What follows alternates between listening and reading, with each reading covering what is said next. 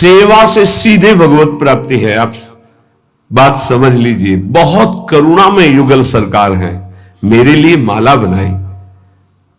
आपको पता नहीं, जब आप फूल उठाते हैं गुंथन करने के लिए, उसे ग्रथित करते हैं, उसे माला रूप देते हैं, वो उसी समय आपके भाव और आपकी क्रिया दोनों को देख रहे हैं।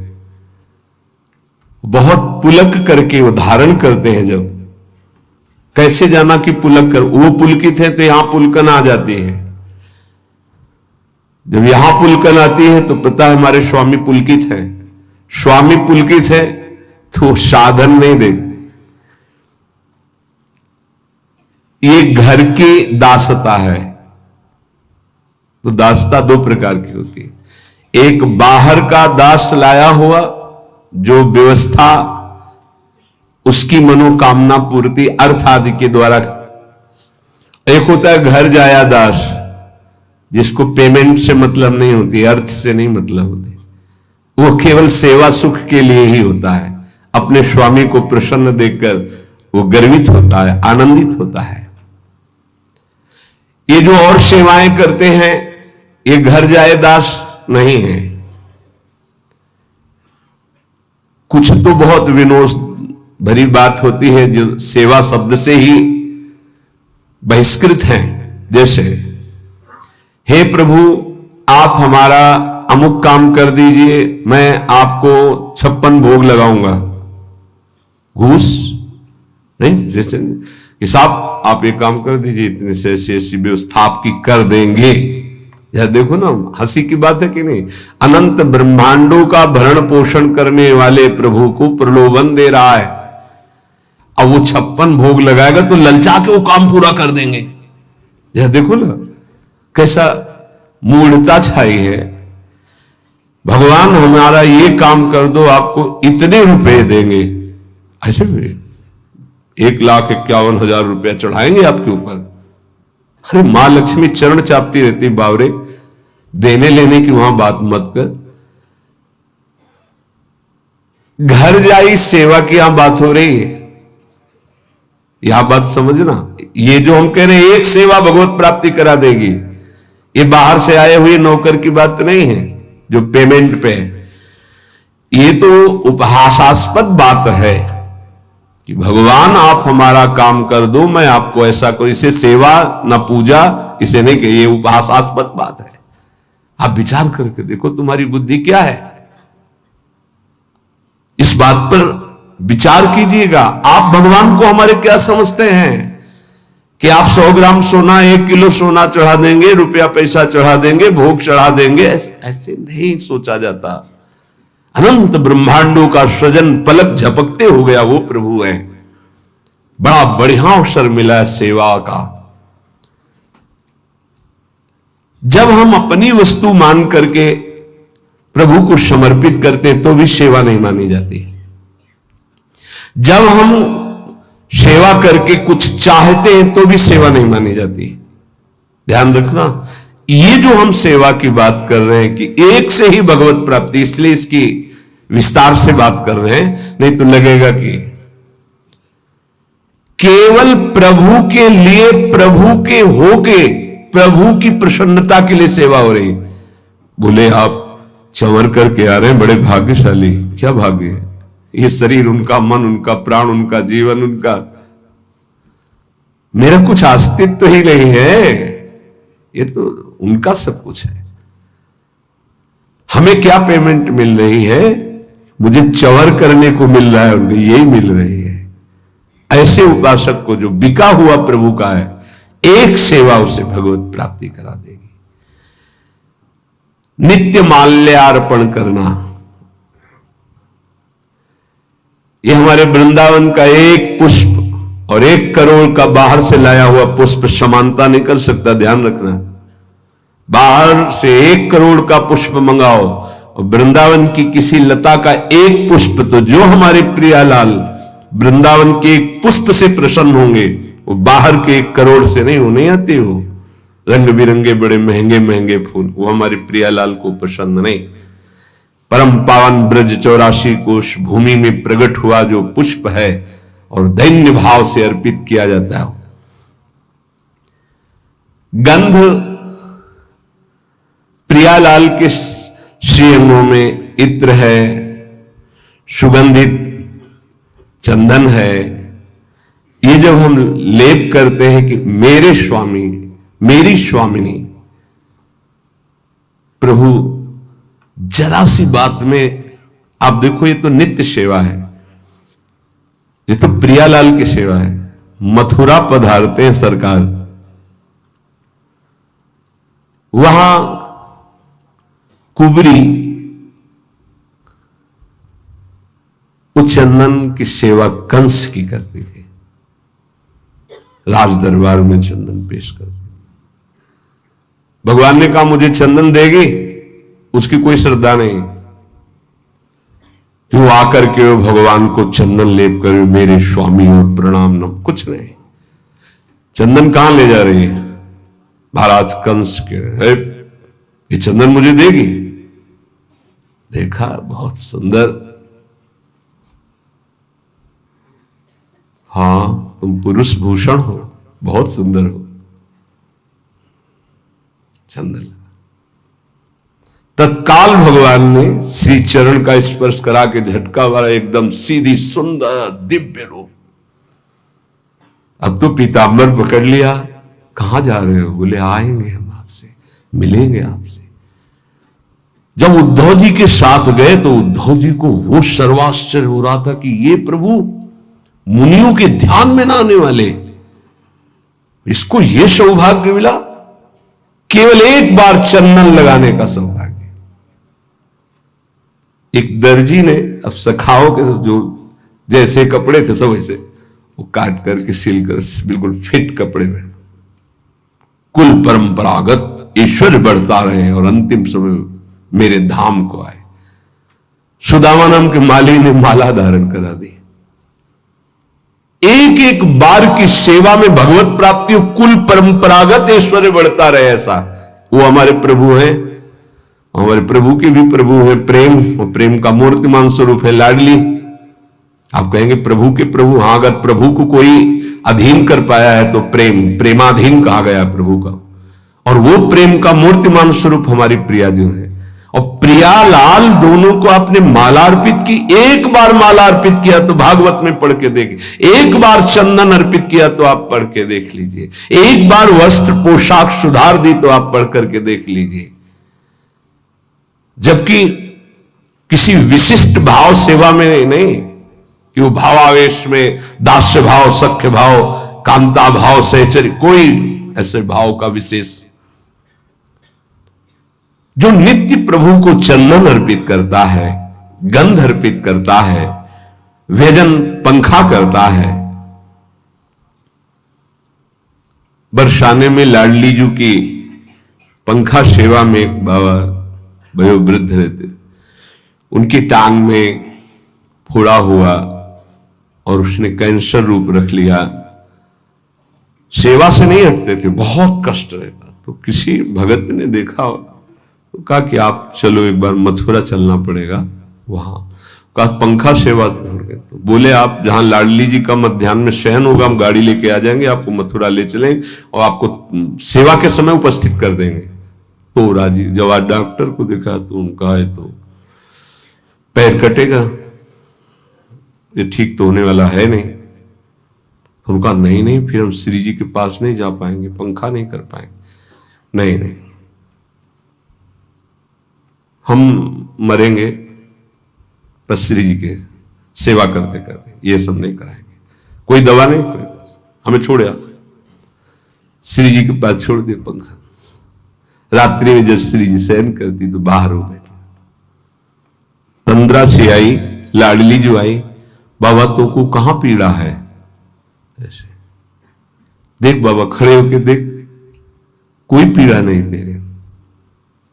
चेतना आई, खड़े हुए एकदम फिट, कहीं कोई कष्ट नहीं, एकदम कर तुम अकर तुम अन्यथा कर तुम, स्वामिनी की सेवा में जरूरत है। सच्ची मानिए, ये तो उनका लीला विलास है कि पांच भौतिक नाशवान शरीरों की भक्तों में पीड़ा देखी जाती है। वो केवल बाहरी, आंतरिक जो महासुख मिलता है उसको कौन देख पाता है?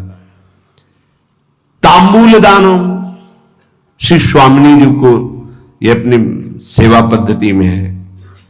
भोग पवाया, आचमन कराया और पान की बीड़ी युगल सरकार को अर्पित की। मृदु मधुर पाद संवाहनम, जब हम श्री जी को शयन करा रहे हैं, ऊपर से वस्त्रावेष्टित किया, भाव में से बैठ गए, प्रियाजू के चरण चाप रहे, लालजू के चरण चाप। आपको लग रहा है कि खिलवाड़ हो रहा है, इसी से अधीन हो जाएंगे वो। जब एकांत में शांत भाव होकर हृदय से, तो एक दिन देखना आपके ऐसे जो आप कर रहे हैं कि चरण चापने के, उसी में श्री चरण आ जाएंगे। सत्य वस्तु प्रभु है, कोई कल्पना नहीं है। मृदु मृदु पाद संवाहनम, फिर प्रियालाल की हम उत्थापन सेवा करके फिर उनको सुंदर पोशाक, सुंदर माला धारण कराना। ऐसे जो करता रहता है वो महाप्रेमावेश में एक दिन डूब जाता है। महाप्रेमावेश में पुलक शरीर होकर के, देह भाव रहित होकर के वो श्री जी की सखियों में सम्मिलित हो जाता है, राधा दासियों में सम्मिलित। क्या बताया साधन? श्री जी की सेवा परिचर्या। कब ऐसा होगा? कृपा दृष्टिर्दासे हरि हरि कदा श्यान्मयी तयो रिह प्राप्यै कांतम प्रतिदिन मदसुर विलप भो। ऐसा हम पर कब कृपा होगी कि मैं हे युगल सरकार आपकी दास्ता से युक्त होकर के अशुभ प्रवाह करता हुआ एकांत में हा मेरी स्वामिनी, हा मेरे प्रीतम विलाप करता हुआ आपकी सेवा में रहूं। अंदर ही अंदर प्रेम विकलता और सेवा में डूबा हुआ हूं। ये वृंदावनाधीश्वरी की सेवा अनंत जन्मों के मानो सुकृत फलीभूत हो गए। यदि आपकी श्रद्धा बन जाए, आपकी भावना बन जाए। प्रायः देहाभिमान होने के कारण साधन भाव में त्याग आदि की तरफ जिसमें वाहवाही, उसमें तो रुचि साधक की हो जाएगी, पर जो श्री जी की एकांतिक परिचर्या जिसे कोई नहीं जानता, कोई तुम्हें बड़ाई नहीं, बड़ाई प्रिया प्रीतम देंगे, वहां रुचि नहीं हो पाती। जिसमें चार लोग देखें उसमें रुचि हो सकती है, जिसमें प्रिया प्रीतम देखे उसमें एकांतिक रुचि होना एक बड़ी विशेष कृपा की बात। इसीलिए करें कृपा दृष्टि दासे हरि हरि कदा श्यान मई तयो। इस दास पर कभी ऐसी कृपा दृष्टि करो हे हरि, हे प्रभु, हे प्रियाजू, कि आपकी दासता की रुचि हो जाए, बस और कुछ नहीं, आपकी दासता की रुचि हो जाए। स्वयं आचार्य चरण अपने कर कमल से वृंदावन के वृक्षों से, लताओं से गिरी हुई सूखी लकड़ी बीनते थे और रसोई बनाते थे। एक बार नारमल जी आए, उन्होंने देखा कि पूज्य सदगुरुदेव भगवान अपने पीतांबर में लकड़ी बीन रहे हैं। ये हम लोग जो पीत वस्त्र धारण करते हैं, ये अपनी स्वामिनी के श्री अंग कांति का भाव करके, और सदा बसंत रहत वृंदावन, बसंती रंग वृंदावन की शोभा, और हमारे प्रीतम पीतांबर धारण करते हैं। पूरी उपासना है, ये गुरु प्रदत्त है, कोई मनमानी नहीं कि हम पीला ऐसे मन में आया और धारण कर लिया, ऐसे नहीं। नारमल जी ने देखा कि पूज्य आचार्य चरण अपने पीतांबर में लकड़ी ऐसे, लगा मेरे गुरुदेव बहुत धनी मानी। उन्होंने कहा जय जय आप रहने दो नाए, वो हम धीमर को बोल देंगे, वो बीन करके ढेर सारी लकड़ियां जमा कर देगा। आप महाप्रभु ने कहा होश में हो आप, क्या बोल गए? महाप्रभु के हृदय में दुख पहुंचा इस बात से। परम रसिक महापुरुषों की कृपा से मुझे मेरी स्वामिनी की सेवा मिली, और मेरी स्वामिनी की सेवा को आप धीमर से करवाने की बात करते हो। तुम शिष्य हो हमारे, जाओ मैं तुम्हारा त्याग करता हूं, आज के बाद हमारे सामने मत आना। रजोगुण लेकर वृंदावन आते हो, जानते नहीं हो। स्वामी की सेवा को धीमर से करवाने की बात तुमने कर दी। जब श्री जी ने स्वयं महाप्रभु जी से कहा कि इसका कोई दोष नहीं, आपके सुख के लिए कह रहा, शब्दों में त्रुटि हो गई।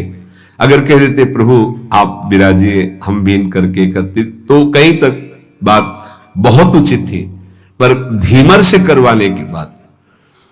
जब हरिराम व्यास जी आए, महाप्रभु उस समय बटलोई चढ़ाई हुई थी श्री जी की रसोई मनिया करने के लिए।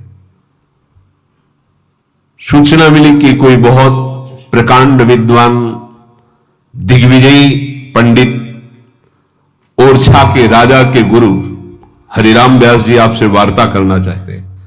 पहले को आगे महाप्रभु ने बटलोई उतार के रख दी। कहा कि हम प्रश्न तो बाद में करेंगे, पर प्रभु आपने बटलोई क्यों उतार दी? बोले आपसे बात करनी है ना। बोले हाथों का काम है बात करना, हाथों से सेवा करना और मुख से बात करना, तो हाथों का काम हाथों से होने दीजिए, मुख से बात कीजिए। बोले यहां नहीं होता, ये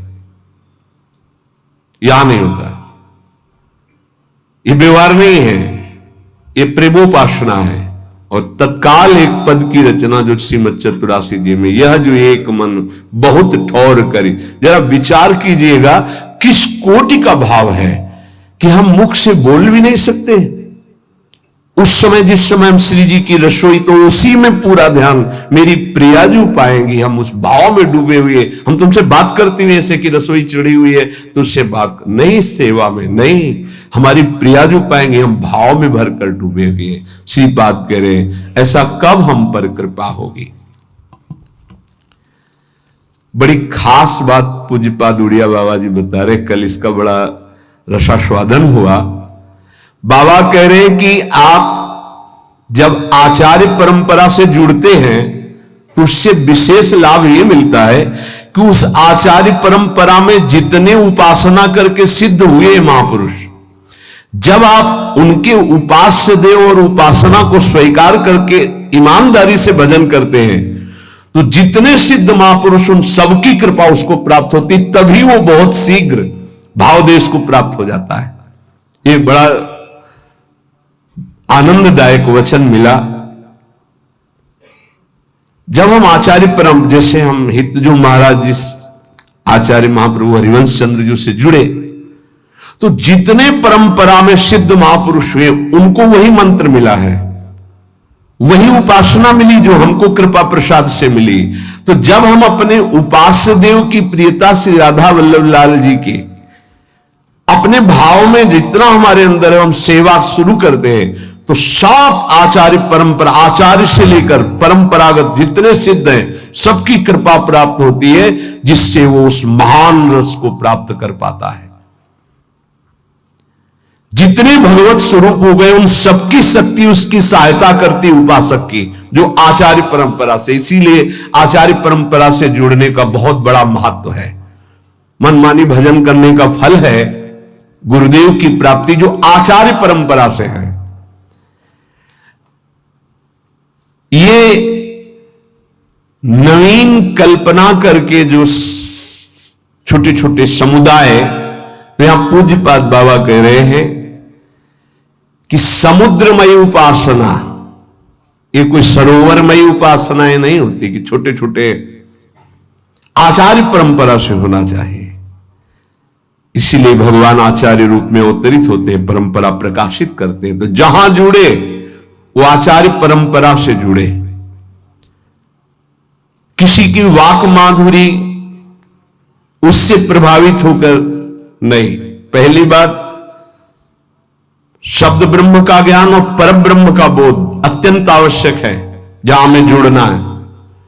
शब्द ब्रह्म तो वो अपनी अनुभूतियां बता सकता है, पर ब्रह्म उसको अनुभूत है। अगर अनुभूत नहीं, भगवत प्राप्त नहीं, ब्रह्म बोध नहीं, तो क्या बच जाएगा वो, फिर पकड़ में नहीं आएगी, बात नहीं बनेगी।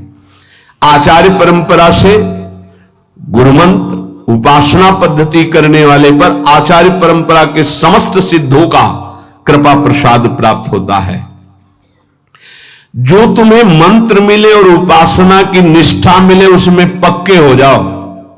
पक्के, किसी भी स्थिति में अपना मंत्र छूटना है ना उपासना छूटनी, ये पक्का समझ लो, तब पक्के हो जाओगे।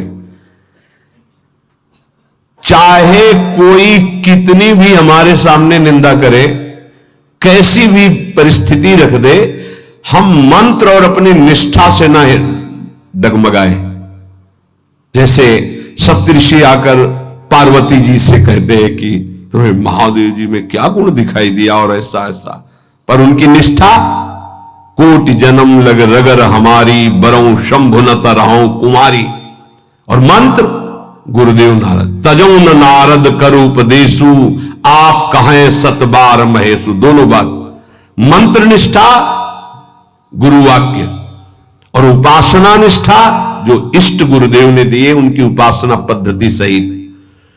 यदि ये दो बात पक्की हो जाए तो हर समय आपकी स्वाभाविक भजन वृत्ति जागृत हो जाएगी।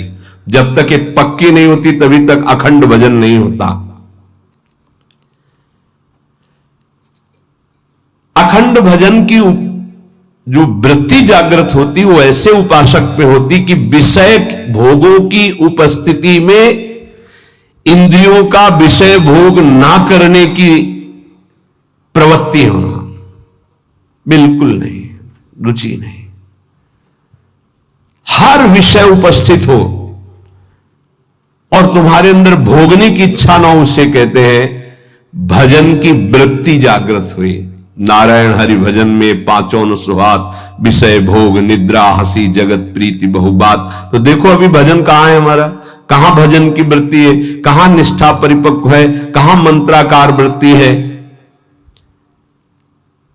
प्रभु का नाम वांछा कल्पतरु है, फिर उपासक क्यों मांग करता है? मत मांग करो, वो वांछा कल्पतरु, वो देख रहे हैं आपको जो जरूरत है वो अपने आप कर देंगे। घिघियाने की मांगने की बिल्कुल जरूरत नहीं। वो कोई अल्पज्ञ तो है नहीं कि हम अपनी बात नहीं कहेंगे तो वो सुन नहीं पाएंगे, देख नहीं पाएंगे, हम नहीं मांगेंगे तो वो जान नहीं पाएंगे। नहीं, सर्वज्ञ हैं, सर्वत्र हैं, सर्वशक्तिमान हैं, उनका विधान परम मंगलमय है। अगर वांछा करनी, आशा करनी तो एक ही बात की करो कि आप मिल जाओ। आप मिल गए तो सब मिल गया। अखिल कोटि ब्रह्मांडों का स्वामी मेरा हो गया तो सब ब्रह्मांड की वैभव संपत्ति भी तो मेरी हो गई। और सही पूछो तो इच्छा ही खत्म हो जाती है। भगवदानंद का स्फुरण होते ही न सोचति न कांक्षति, कोई चाह नहीं, कोई इच्छा नहीं, कोई शोक नहीं। उपासक की सबसे बड़ी उपलब्धि है उपासना में यह मिलती है कि सतत स्मरण किसका चल रहा है यह देखना है। अगर आपका सतत स्मरण भगवान का चल रहा है तो आप भगवान के उपासक हो, प्रियालाल के तो प्रियालाल का, और भोगों का तो भोगों के उपासक हो, भेष कोई भी हो। देखो एक बात अंदर से समझनी है कि ये वाहवाही उपासना का फल नहीं है, नहीं है। यहां की स्थिति उपासना का फल है, बाहर की नहीं, प्रकृति राज्य नहीं है। ये भागवतिक है। उपासना की सिद्धि यहां देखी जाती है, यहां नहीं देखी जाती, बाहर अंतर देखी जाती है। अंतर में स्थिति क्या है? निरंतर भगवदाकार, मान अपमान निंदा स्तुति आदि में सम स्थिति ठीक है। ये बाहर की तो इसका क्या भरोसा? परिवर्तनशील संसार, परिवर्तनशील शरीर, क्या भरोसा है इसका? ये टिकाऊ चीज नहीं है कि मान लें कि जीवन में हमारे साधना और भजन का फल हुआ कि हमारा नाम हो गया। ये अज्ञान की वृत्ति है, ये साधना की वृत्ति नहीं है, ये उपासक की वृत्ति नहीं है, ये जिज्ञासु या ज्ञानी की वृत्ति नहीं है, ये घोर अज्ञान की वृत्ति है। चार अल्पज्ञ पुरुषों के द्वारा दिया गया सम्मान और उससे हम ये मान ले कि हम महान हो गए, ये अल्पज्ञता ही है, अज्ञान ही है। स्नेह भरा निरंतर स्मरण उपासक की उपासना की परिपक्व अवस्था है। ये बहुत बचना चाहिए सम्मान से, लोकप्रियता से, लोक रिझावे से। इसका कोई अस्तित्व नहीं है, कोई अस्तित्व नहीं है। आपको लगता है कुछ तो है, कुछ नहीं है। जैसे लगता है कि 100 लोग तो प्रणाम करें, कुछ तो है, बिल्कुल नहीं हो सकता, कुछ नहीं हो सकता। ऐसा भी हो सकता है, कितने हजार की भीड़ लगती है, फिल्म वाले जो बना होता, क्या थिएटर कहते हैं, कितने हजार, क्या होता है उसमें, कितने हजार लोगों को आप देखो, दिन भर वहां आना जाना लोगों का चलता रहता है, 3 घंटे का शो चलता है, हजारों लोग होते, क्या होता है, कुछ नहीं, झूठे पे झूठा। तो हजारों लोग मानसिक बुद्धिमान तो है ही, वहां है तो कुछ तो होगा, कुछ नहीं। व्यर्थ का पैसा, व्यर्थ का समय, व्यर्थ का चिंतन, व्यर्थ की लीला, उसमें राजी है। तो 100 लोग हमें प्रणाम कर दिए, नमस्कार कर दिए, हम मान लिए हम कुछ हो गए, कुछ नहीं है, कुछ नहीं, कुछ नहीं, जीरो। बोले बड़ा यश है, जब तक पुण्य है तब तक है, पुण्य खत्म तो अपने आप समझ में आ जाएगा क्या हो। स्थिति पुण्य और प्रभाव, सम्मान, मान, इनसे नहीं होती। 4 लोग जान भी नहीं सकते, बगल से निकल जाए सिद्ध महापुरुष, उनको पता थोड़ी चलेगा। कभी सम्मान और प्रियता को अपनी साधना की स्थिति न समझ ले। साधना की स्थिति स्नेह भरा आराध्य देव का स्मरण और द्वंद्वों में समता, ये प्राप्त हुआ तो साधना का फल मिला। ये सब नहीं, कुछ नहीं भाई, कुछ नहीं, जैसा कह रहे हैं विश्वास करो, कुछ नहीं। चमड़ी और दमड़ी का चमत्कार, पुण्य उसका चमत्कार, चमत्कार यहां का, सिद्ध महापुरुषों का यहां का होता है, हृदय का। लौट कर अपने हृदय में देखो, सम्मान सुख दे रहा है, हां। अपमान बुरा लग रहा है, हां, कुछ नहीं मिला आपको, अध्यात्म का कुछ नहीं मिला, ये तुम्हारे पुण्यों का है खेल। तुम्हारे लिए संसार में कोई निंदा का पात्र है? बोले हां है। कोई प्रशंसा का पात्र है? हां। कुछ नहीं हुआ तुम्हें, कोई ज्ञान नहीं है, कोई तुम्हारे अंदर अध्यात्म नहीं जागृत हुआ। अगर निंदा की जाती तो इस शरीर की, निंदा की जाती तो मन और इंद्रियों की जो विषयगामी है, प्रशंसा की जाती तो सत्य सच्चिदानंद भगवान में स्थिति की, बस। और तो चराचर जगत भ्रम में भटक रहा है, इसकी क्या निंदा। ये सब भगवत स्वरूप खेल हो रहा, त्रिगुण माया का। मनुष्य शरीर बहुत मलिन है, इससे एक ही उज्ज्वलता है भगवत प्राप्ति। सबसे बड़ा लाभ है मनुष्य शरीर का भगवत प्राप्ति। ये नहीं हुआ तो बहुत ही गंदा है, कुछ नहीं। भगवत भजन हो के भगवत प्राप्ति नहीं हुई तो इस शरीर की दुर्लभता जो वर्णन की गई है वो भोगों के लिए नहीं है। जब उपासक उपासना में लगता है तो उसको विघ्न डालने के लिए सबसे बड़ा शत्रु खड़ा होता है, जिसका नाम अहंकार है, अभिमान। जहां अभिमान हुआ तो उसका परिचय है कि आप में अभिमान है कि नहीं। जब दूसरों में दोष दर्शन होने लगे तो आप में गुणाभिमान हो चुका है, इसीलिए दूसरों में दोष दर्शन होते हैं।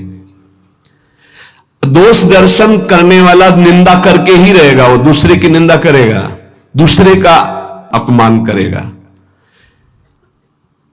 उपासना सबसे छोटा बनना सिखाती है, और वो अपने को गुणी मानकर जब दूसरों की निंदा करता है तो उपासना में किया कराया सारा तप सुकृत नष्ट हो जाता है।